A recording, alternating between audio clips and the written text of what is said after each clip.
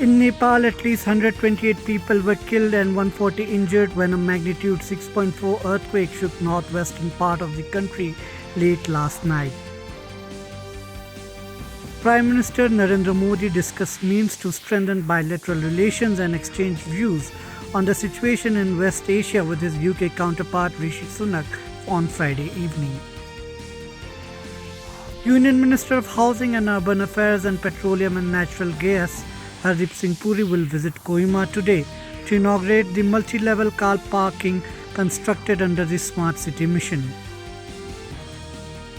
Information and Broadcasting Minister Anurag Singh Thakur has said that piracy causes a loss of over 20,000 crore rupees to the film and entertainment industry every year.